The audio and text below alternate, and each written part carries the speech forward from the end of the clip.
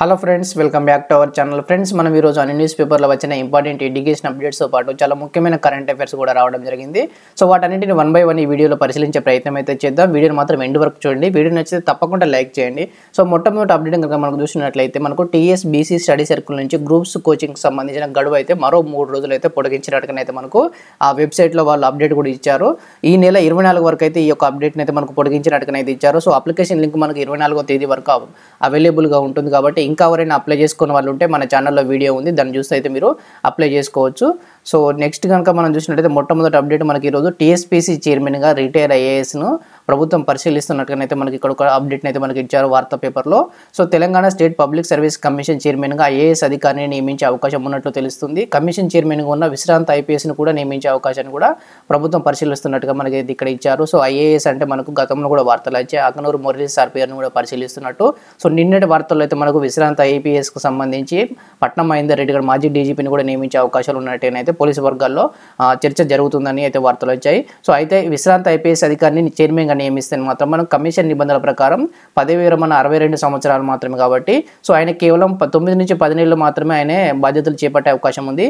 మన తెలంగాణలో అయితే ఒక నోటిఫికేషన్ ఓన్లీ ఒక గ్రూప్ 1 కంప్లీట్ కావడానికే మినిమం 1 ఇయర్ తీసుకుంటుంది. కాబట్టి ఒక చైర్మన్ మనకు ఈ విధంగా ఉండడం అయితే కష్టమే అవుతుంది. కాబట్టి తర్వాత 10 నెలలు మాత్రమే ఉంటుంది. ఈ నేపథ్యంలో కమిషన్ చైర్మన్గా అతన్ని నియమించాలా, లేకపోతే 2 లేదా 3 సంవత్సరాల సర్వీస్ ఉన్న ఐఏఎస్ను ఎంపిక చేస్తే ఇంకొక 1 ఇయర్ ఎక్స్టెండ్ కూడా చేసుకోవచ్చు. కాబట్టి వారి చైర్మన్గా 4 సంవత్సరాలు లేదా టర్మ్ పూర్తయ్యే వరకు అయితే ఉండే అవకాశం ఉంటుందనే ఆలోచనలో ప్రభుత్వం చేస్తున్నట్లు తెలుస్తుంది. కాంగ్రెస్ ప్రభుత్వం ఏర్పడిన తర్వాత అధికారంలోకి వచ్చిన తర్వాత ఏడాదిలోపే 2 లక్షల ఉద్యోగాలను భర్తీ చేస్తామని ప్రకటించిన నేపథ్యంలో 9 నుంచి 10 నెలలు కమిషన్ చైర్మన్గా ఉండి ఆ తర్వాత మరొకరిని చైర్మన్గా ఎంపిక చేసుకోవడం కంటే కనీసం 2 సంవత్సరాల పాటు చైర్మన్గా కొనసాగే వారిని ఎంపిక చేసుకుంటే బాగుంటుందనే ఆలోచన కూడా రాష్ట్ర ప్రభుత్వం ఉన్నట్టు తెలుస్తుంది. సో మనకైతే మినిమం 4 ఇయర్స్ ఉన్నవారైతేనే బెటర్ అని అయితే నిరుద్యోగులకు కూడా అదేవిధంగా సానుకూలత ఉంది. టీఎస్పీఎస్సీ చైర్మన్తో పాటు సభ్యుల ఎంపిక కోసం దరఖాస్తులు కూడా భారీ సంఖ్యలో వచ్చినట్టు తెలుస్తుంది.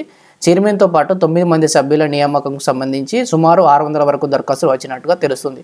సో 9 మంది మొత్తం 10 మంది సభ్యులు అయితే ఇంకొక ఆమె రాజీనామా చేయలేదు. ఆమె కూడా రాజీనామా చేస్తానైతే మనకు నిన్న మొన్న వార్తల్లో కూడా వచ్చాయి. సో ప్రస్తుతానికి అయితే 9 మంది సభ్యుల నియామకానికి సంబంధించి నోటిఫికేషన్ జారీ చేశారు. సో యూపీఎస్సీ మోడల్లో యూపీఎస్సీ సభ్యులను చైర్మన్ నియమించడానికి ఏ విధంగా అయితే నోటిఫికేషన్ రిలీజ్ చేస్తారో మన రాష్ట్ర ప్రభుత్వం కూడా అక్కడ గమనించే ఈ విధంగా నోటిఫికేషన్ జారీ చేసిందని గమనించవచ్చు.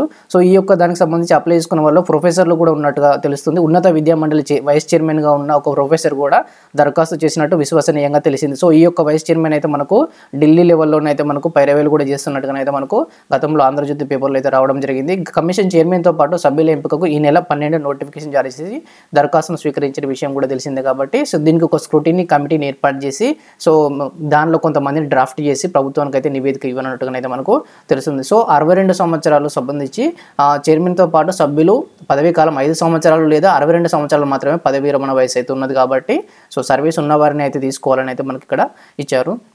సో నెక్స్ట్ కనుక చూసినట్లయితే మనకు కోమటిరెడ్డి వెంకటరెడ్డి గారు అన్న మాటలు అయితే ఇక్కడ ఇచ్చారు. ఏడాదిలో 2 లక్షల ఉద్యోగాలు భర్తీ చేస్తామని అయితే అని నేను ఒక కార్యక్రమాలు అన్నట్టుగా అయితే ఇక్కడ ఇచ్చారు. ఖాళీగా ఉన్న 2 లక్షల ఉద్యోగాలను ఏడాదిలోగా భర్తీ చేసి యువత భవితకు బంగారు బాటలు ఇస్తామని రోడ్లు భవనాల శాఖ మంత్రి అయితే కోమటిరెడ్డి అన్నట్టుగానైతే ఇక్కడ ఇచ్చారు. సో ఇది మిగతాదంతా ఆయన మాట్లాడిన స్పీచ్ ఉంది. దీనికి మనకు సంబంధించి ఏం లేదు.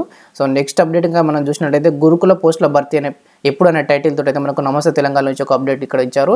నోటిఫికేషన్ ఆధారంగానే నింపాలి, లేదంటే ఉద్యమాన్ని ఉధృతం చేస్తామని అయితే వీరైతే ఇక్కడ అంటున్నట్టుగా అయితే ఇచ్చారు. ప్రభుత్వానికి ఏఐవైఎఫ్ హెచ్చరిక, సంక్షేమ భవన్ ఎదుట అయితే వీరు ధర్నా చేస్తున్నట్టుగా అయితే మనకు తెలుస్తుంది. నోటిఫికేషన్ ఆధారంగానే గురుకుల పోస్టుల నియామకాలను చేపట్టాలని అఖిల భారత యువజన సమాఖ్య గురుకుల అభ్యర్థులు అయితే డిమాండ్ చేసినట్టుగా అయితే ఇక్కడ ఇచ్చారు. ప్రభుత్వం వెంటనే స్పందించి చర్యలు చేపట్టాలని, లేదంటే ఉద్యమాన్ని ఉధృతం చేస్తామని అయితే వారు హెచ్చరించారు. ఈ మేరకు మసబ్ ట్యాంకులోని సంక్షేమ భవన్ తెలంగాణ గురుకుల నియామకాల బోర్డు ఏదైతే వాళ్ళు ధర్నా నిర్వహించారు. సో వీళ్ళైతే ఆ నోటిఫికేషన్ ప్రకారమే ఆ నియామకాలు అయితే చేపట్టాలి. ఎగ్జామ్స్ కూడా అయిపోయినాయి కాబట్టి త్వరగా ఫలితాలు విడుదల చేయాలి. ఆలస్యం వల్లనైతే మనకు పరీక్షలను సైతం నిర్వహించిందని ఫలితాలు వెల్లడించాల్సి ఉన్నది అయితే వాళ్ళైతే ఆందోళన చేస్తున్నారు. అయితే కొంతమంది నియామక బోర్డు అధికారుల నిర్లక్ష్యం కారణంగా అభ్యర్థులు నష్టపోయే ప్రమాదం వాటిల్లిందని ఆవేదన వ్యక్తం చేశారు. నోటిఫికేషన్కు విరుద్ధంగా పోస్టులను భర్తీ చేయాలని యోచిస్తున్నారని, తద్వారా మహిళా అభ్యర్థులు తీవ్రంగా నష్టపోయే అవకాశం ఉందని వెల్లడించారు. సో మహిళా అభ్యర్థులు అంటే దీనికి సంబంధించి రిజర్వేషన్కి సంబంధించి అయి ఉండొచ్చు, వర్టికల్ హారిజంటల్కి సంబంధించి కోర్టులో కూడా కేసు నడుస్తుంది. కాబట్టి ఆ నోటిఫికేషన్లో ఏ విధంగానైతే రిజర్వేషన్కి సంబంధించిన డీటెయిల్స్ ఇచ్చారో దాని ప్రకారమే ఈ యొక్క జాబ్స్ అయితే భర్తీ చేయాలని అయితే వాళ్ళైతే ఇక్కడ డిమాండ్ చేస్తున్నట్టుగానైతే చూడొచ్చు. సో నెక్స్ట్ కనుక చూసినట్లయితే జూనియర్ పంచాయతీ కార్యాలయాలకు సంబంధించి ఉత్తమ్ కుమార్ రెడ్డికి అయితే వాళ్ళ ఒక ప్రజెంటేషన్ అయితే ఇవ్వడం జరిగింది. వీళ్ళనైతే జేపీఎస్ నుంచి పంచాయతీ కార్యదర్శులుగా అప్గ్రేడ్ చేయాలని 4 ఏళ్ల సీనియారిటీని కూడా సర్వీసులో కలపాలని అయితే కోరారు. సో ఈ జేపీఎస్ అనేది గతంలో లేదు, మనకు టీఆర్ఎస్ గవర్నమెంట్ వచ్చినాక ఈ జేపీఎస్ అనేది తీసుకొచ్చి 4 years ప్రొబేషన్ పీరియడ్ కూడా వాళ్ళే దీన్ని అయితే యాడ్ చేశారు కాబట్టి సో దీని నుంచి అయితే పంచాయతీ కార్యదర్శులు వారు 4 years ఇప్పుడు అయిపోయింది, అయినా కూడా ఇంకా అప్గ్రేడ్ చేయలేదు కాబట్టి అప్గ్రేడ్ చేయాలని అయితే వీళ్ళైతే ఉత్తమ్ కుమార్ రెడ్డిని అయితే కలవడం జరిగింది. సో ఈ యొక్క వీళ్ళు జేపీఎస్ నుంచి పంచాయతీ కార్యదర్శికి అప్గ్రేడ్ చేస్తేనే మనకు ఖాళీల మీద ఒక కొలిక్ అయితే వస్తుంది కాబట్టి నెక్స్ట్ భర్తీ కూడా మనకు సులభం అవుతుంది. సో ప్రభుత్వం ఏ నిర్ణయం తీసుకుంటుందో చూడాలి. సో నెక్స్ట్ ఒక ఆర్టికల్ అయితే మనం ఇక్కడ చూడొచ్చు. ఈ అవినీతి మకిలి తుడిచేయండి అని అయితే టీఎస్పీఎస్సీకి సంబంధించి ఒక ఆర్టికల్ అయితే రావడం జరిగింది. సో విద్యా వ్యవస్థలో ఎన్నో అవకతవకలు అయితే జరిగినట్టుగానైతే ఇక్కడ ఇచ్చారు. సో మనకు జేఎల్డిఎల్కి సంబంధించి అయితే పీజీలో మనకు సెట్ కానీ నెట్ కానీ 60 to 70% మార్కులు ఉన్న వారిని అయితే రెగ్యులర్ చేయాలి. కానీ కాంట్రాక్ట్ పద్ధతిలో ఎక్కిన వారికి కూడా డబ్బులు ముట్టయ్యే ఒక మాజీ మంత్రి సహకారంతో అయితే విద్యా వ్యవస్థలో చాలామంది రెగ్యులర్ అయ్యారని అయితే దీంట్లో ఇచ్చారు. సో దీంట్లో హైకోర్టు కూడా దీని మీద స్టే విధించినా కూడా మేము ముందు రోజే రెగ్యులర్ చేసామని అయితే ప్రభుత్వం చెప్పడం జరిగింది. సో దీని గురించి ఒక ఆర్టికల్ అయితే ఇక్కడ రావడం జరిగింది టీఎస్పీఎస్సీకి సంబంధించి కూడా. సో నెక్స్ట్ కనుక చూసినట్లయితే మనకు ఆర్టీసీలో అప్రెంటిస్షిప్ పోస్టులకు సంబంధించి ఒక అప్డేట్ని ఇక్కడ దిశ న్యూస్ పేపర్లో అయితే ఇచ్చారు.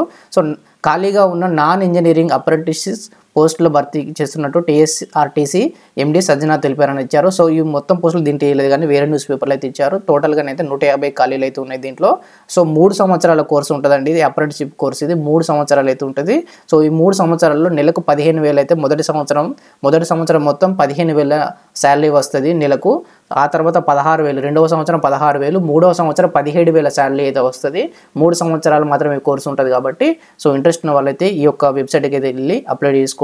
www.tsrtctelanganagov.in వెళ్ళి అప్లై అయితే చేసుకోండి.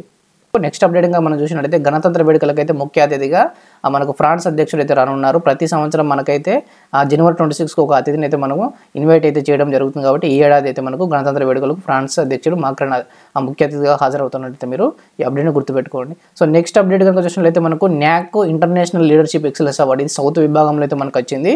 సో దీని యొక్క వివరాలు కనుక చూసినట్లయితే మనకు మాదాపూర్లోని నేషనల్ అకాడమీ ఆఫ్ కన్స్ట్రక్షన్కు ఇంటర్నేషనల్ లీడర్షిప్ ఎక్సలెన్స్ అవార్డు 2023 అయితే దక్కినట్టుగానైతే ఇక్కడ ఇచ్చారు. సో ఇదైతే గుర్తుపెట్టుకోండి. ఢిల్లీలో అసోచామ్ సంస్థ నిర్వహించిన 6వ ఇంటర్నేషనల్ సస్టైనబిలిటీ సదస్సులో భాగంగా శనివారం సాయంత్రం ఈ అవార్డుని అయితే వాళ్ళకు ప్రదానం చేసినట్టుగా అయితే ఇచ్చారు. సో వీళ్ళకైతే మనకు ఇది సౌత్ విభాగం ప్లేస్మెంట్ సౌత్ విభాగంలో ఈ అవార్డు అయితే దక్కినట్టుగా అయితే ఇక్కడ ఇచ్చారు.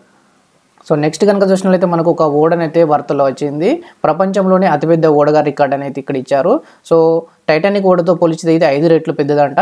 సో 20 అంతస్తులు కలిగిన అత్యంత విలాసవంతమైన భారీ ఓడ ఐకాన్ ఆఫ్ ద సీస్ ప్రయాణికుల కోసం సిద్ధమైంది. సో ఈ యొక్క నేమ్ అయితే గుర్తుపెట్టుకోండి, ఐకాన్ ఆఫ్ ద సీస్ ప్రపంచంలోనే అతిపెద్ద ఓడగానైతే రికార్డు సృష్టించింది.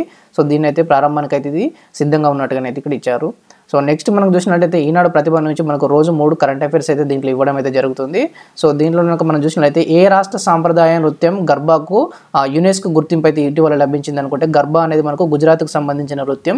సో దీనికైతే యునెస్కో గుర్తింపు లభించినట్టుగా మనకి కరెంట్ అఫైర్లో చూడొచ్చు. సో నెక్స్ట్ కనుక చూసినట్లయితే జాతీయ నేర గణాంకాల నమోదు సంస్థ నివేదిక ప్రకారం దేశంలో సురక్షిత నగరంగా వరుసగా 3వసారి ఏ నగరం నిలిచిందంటే మనకైతే కలకత్తా అయితే నిలిచింది. సో మన హైదరాబాద్ అయితే వచ్చేసి 3వ స్థానంలో అయితే నిలిచింది. సో దీన్ని కనుక చూసినట్లయితే 2022లో గుర్తించదగిన నేరాల సంఖ్య ప్రతి 1,00,000 జనాభాలో అయితే 86.5 మంది అయితే గుర్తించదగిన నేరాలు అయితే చేస్తున్నట్టుగా చూడొచ్చు. సో కాబట్టి అతి తక్కువ స్కోర్ కాబట్టి కలకత్తాను అయితే మొదటి స్థానంలో సేఫెస్ట్ ప్లేస్గా అయితే ఇక్కడ ఇచ్చారు. సో తర్వాతి స్థానాల్లో అయితే పూణే, 3వ స్థానంలో అయితే మన హైదరాబాద్ ఉన్నట్టుగా అయితే మనకు దీంట్లో ఇచ్చారు. సో 3వ కరెంట్ అఫైర్ కనుక చూసినట్లయితే మనకు ఏ రాష్ట్రంలోని సత్పురా పులుల అభయారణ్యంలో జంతువుల గణన సందర్భంగా 10,000 ఏళ్ల నాటి రాతి చిత్తరువులను అటవీ అధికారులు ఇటీవల గుర్తించారంటే మధ్యప్రదేశ్లోని సత్పురా పులుల అభయారణ్యంలో అయితే దీన్ని గుర్తించినట్టుగా చూడొచ్చు. సో ఫ్రెండ్స్, ఈరోజు అన్ని న్యూస్ పేపర్లో వచ్చిన విద్యా ఉద్యోగ సమాచారం ఇంతే అండి. So thank you for watching. Video నచ్చితే తప్పకుండా లైక్ చేయండి. Thank you.